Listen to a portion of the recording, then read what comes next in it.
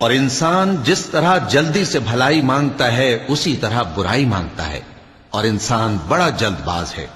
اور ہم نے دن اور رات کو دو نشانیاں بنایا ہے، سو رات کی نشانی کو تاریک بنایا اور دن کی نشانی کو روشن، تاکہ تم اپنے پروردگار کا فضل یعنی روزی تلاش کرو اور برسوں کا شمار اور حساب جانو۔